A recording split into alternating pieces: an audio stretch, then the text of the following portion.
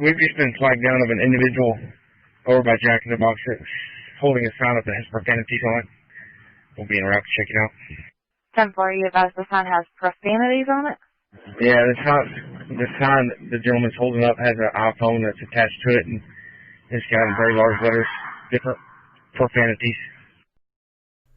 Hey everybody, it's James Freeman. Hey guys, today I'm bringing you the story of Winston Knowles, also known as Otto the WacthDog on YouTube, and a handful of individuals who are employed by an organization called the Royce City Police Department. I want to stress that the people who have done the things that have been done to Otto the WacthDog are real people. They use the name Royce City Police Department to make it seem as if some fictional entity is doing these things to human beings. I want to make it perfectly clear that real human beings are doing these horrible things to real human beings. It is customary before doing something horrible to other human beings to try to dehumanize those human beings first, because it makes it less painful and feel less wrong to do things to these human beings that we know we shouldn't do to them. Since most people are beginning to catch on to this trick, we've kind of flipped it a little bit. Now, instead of pretending that the person being attacked isn't human, we pretend that the attacker is more than human, superior to humans. We pretend that the attacker can rightfully do things to other human beings that no human being can do to other human beings. These individuals that work for the Royce City Police Department and other police departments all around the world are convinced that they are not human, because they are allowed to do things to people while they are in the official capacity of this magical entity that they cannot do as regular humans. It is literally dehumanization reversed to achieve the same goals. The individuals who attacked Winston Otto Knowles in the first incident are Michael Burke, Jay Clark, and Keith Short. Where's Johnny with the other one? Should be right over here. Thank you. Yes. Some guy holding up a sign that says shit is fucked up and stuff or something. Still an office.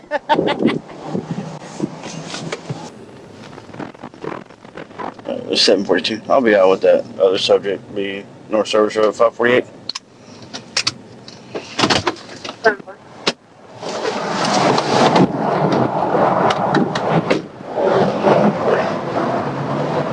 How's it going? Are you doing okay, sir? You're just not going to answer? We're getting reports that your signs have profanity. Can I check them to make sure that they don't? And then you can stand here all day long if you want to. I'm clear. He's going to do the vaccine. Apparently his permission. No.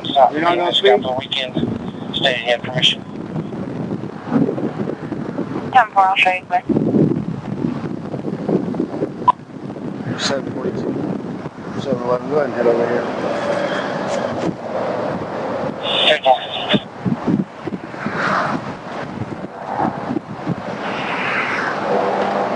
You won't let me look at your signs just to make sure there's not any profanity on them? No, it's all right. Do what? No, never mind. You're dismissed. You can go away now. I'm not doing nothing. Am I doing something? If you are holding up signs for the public to see that have profanity, then yes, you are doing something illegal. Cohen versus California, 1971, a California statute prohibiting the display of offensive messages violated freedom of expression. If the Royce City Police Department has a statute that says that displaying offensive messages is illegal, then their statute is illegal. I'm just trying to make sure that all I want to do is make sure that what I've been told is not what's on your signs, and then you can stand here all day like I said.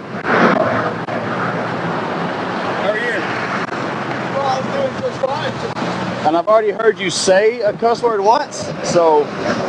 What do your other signs say, sir? Sir, what do your other signs say? What am I doing? That's your other signs. Let's get going.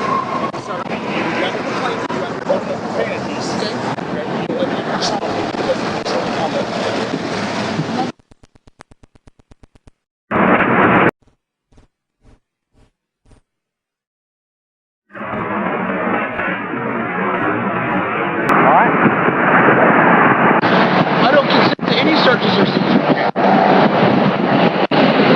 offensive to people that are driving by. Your family's just driving by. Yes. Yes, it's disorderly conduct. What's the penal code? It's disorderly conduct. Disorderly conduct. You got ticket? It's disorderly conduct. You have your ID on you? No. Now you're failing the ID. I don't have. Put your hands behind your back.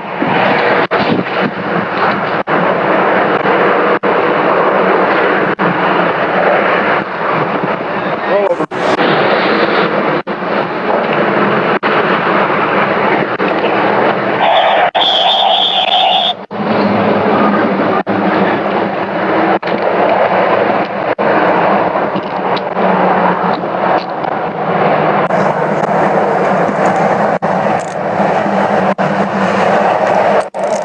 Since he's failing the ID, take him to jail for disorderly conduct.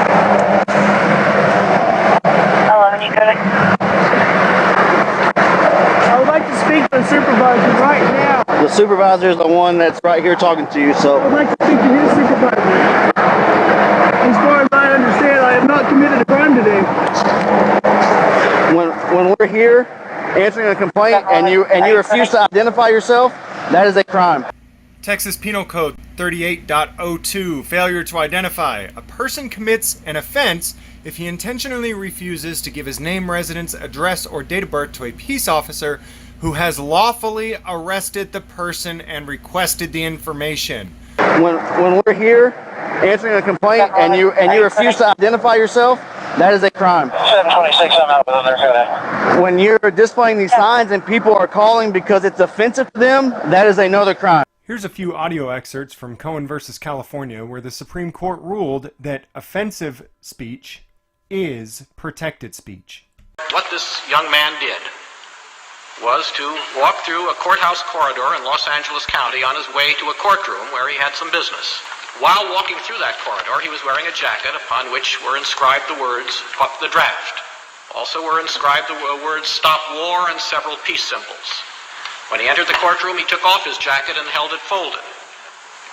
When he left the courtroom, he was arrested for disturbing the peace, specifically engaging in tumultuous and offensive conduct. In this respect, it's no different, is it, from what it would be if he'd been picked up out on the street in front of the building or in any other public place? Exactly, Mr. Chief Justice. I think that's precise. I think it's important at the outset to point out to the court that there was no violence, no component of violence present. Pointing out, as it does, as it can do, depending upon this court's decision, the very vital distinction between dissent, which may be offensive to people, some people may not like it, but non-violent dissent is terribly important. We submit, Your Honors, that this court make clear that distinction, that dissent by its very nature involves the right to be offensive. If non-offensive dissent is almost a contradiction in terms, because if it's non-offensive, it means you agree with it. When you're displaying these signs and people are calling because it's offensive to them, that is another crime. So yes, you have committed a crime. You committed two. You didn't warn me. We don't have to warn you. Ignorance of the law. His partner never let him finish, but I'm going to take a wild guess and say that he was about to say that ignorance of the law is no excuse.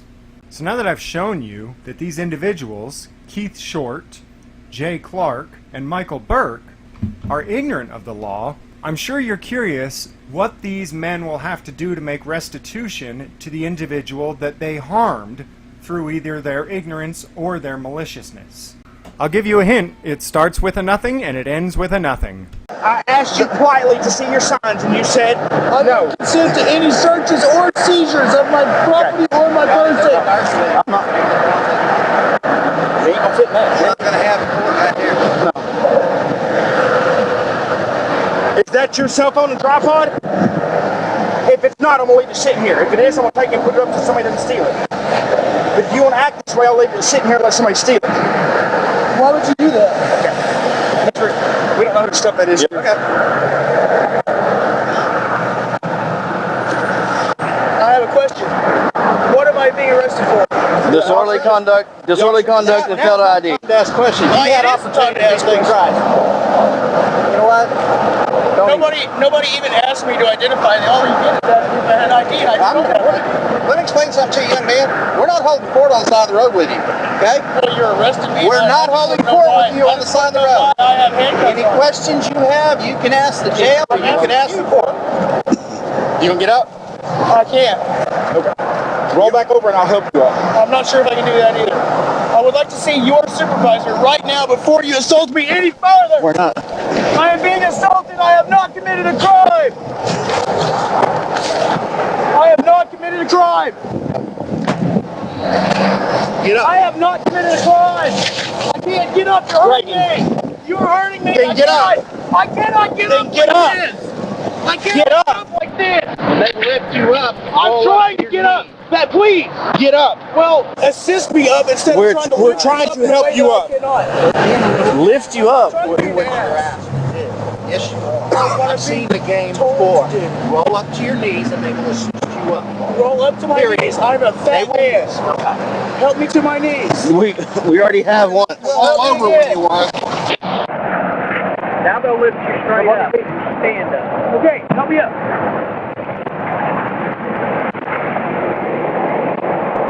I have committed no crime. I have committed no crime whatsoever. Please get my equipment. That's not yours. Remember, I asked you earlier. Come on. You're gonna leave my shit on the side of the road. Get my equipment. Get my equipment. Don't tell me what to do. These events and this arrest happened a couple of months ago. Justin Pulliam spent a ton of time and effort ripping these records, this dash cam footage, and all of the probable cause affidavits. All of this information was not just willingly given up by the Royce City Police Department. Now, I wasn't really surprised that these officers would be stupid enough to arrest somebody for protected free speech on a public right-of-way. That wasn't all that surprising to me. But I asked Justin, how the hell did a magistrate sign off on the probable cause affidavit? Because the cops may be ignorant of this, but a magistrate knows that this is unlawful, that this was an unlawful arrest, and that this was a blatant violation of Otto's First Amendment rights. So he sent me the probable cause affidavit here, and you can go ahead and pause and read through it. I'm not going to do that right now. But if you look at the bottom, there's no signature on the magistrate. It appears that they have redacted the criminal human being who has been told that he is more than human because he is in the position of magistrate. It appears that they've redacted his name. The human being who signed this is Mark Russo. Mark Russo knew that there was no probable cause to arrest somebody for exercising free speech on a public right-of-way. Mark Russo knew that what these officers did was not just wrong, was not just illegal, was a violation, a blatant violation of Otto the WacthDog's First Amendment right to free speech and expression. He signed it anyway. A judicial complaint has already been filed, which is very similar to a officer complaint. When you complain to police about other police, they do an internal investigation. The judicial complaint was filed. Other judges, yeah, no, I'm serious. That's how it works. His colleagues, Mark Russo's colleagues, looked over it and said that and determined that Mark Russo had done nothing wrong by knowingly signing a probable cause affidavit that had no probable cause. But the events you've seen so far aren't even the worst part. The day before Otto was supposed to show up in court for these charges, he was camping nearby the courthouse with his 2 children. It's been told to me that the police were called because someone reported that they were playing with laser pointers out in the field. They showed up and pointed guns at Otto and his children, and then arrested Otto for felony child endangerment for camping without running water and electricity. Hey, stay! I have children! You're scaring my children!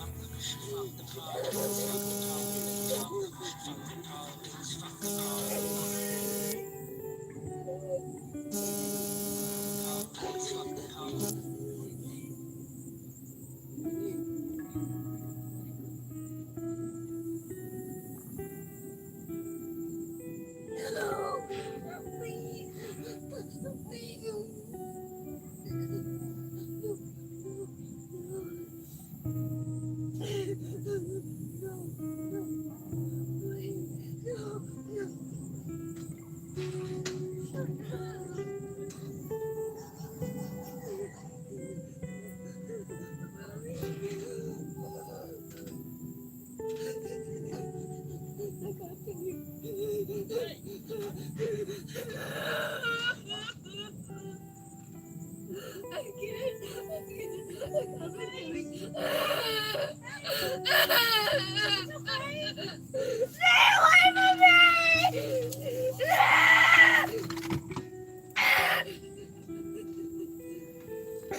Hey, it's just police. I don't want to die. Okay, hey. Hey, I'm Stephanie. I'm Stephanie. Okay, honey? No, it's okay. Okay?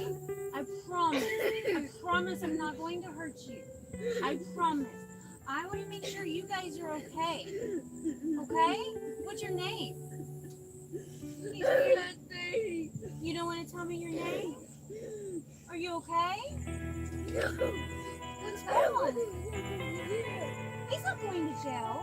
He's not going to jail. Going to jail. What's your name? You'll come off in a minute.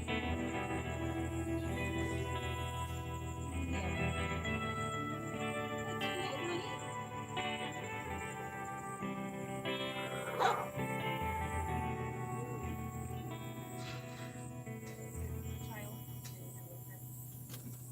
Is your mom? Is your mom?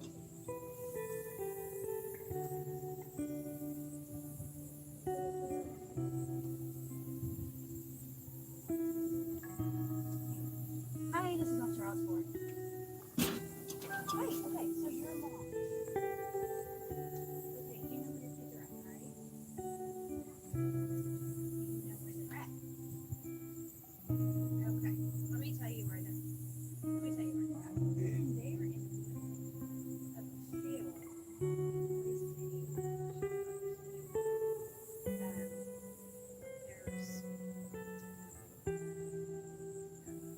Somebody actually called in and said they were right lasers and saw them and were concerned about your kids. So they called us. So we weren't sure what we were coming into. We're not sure the circumstance of it is very.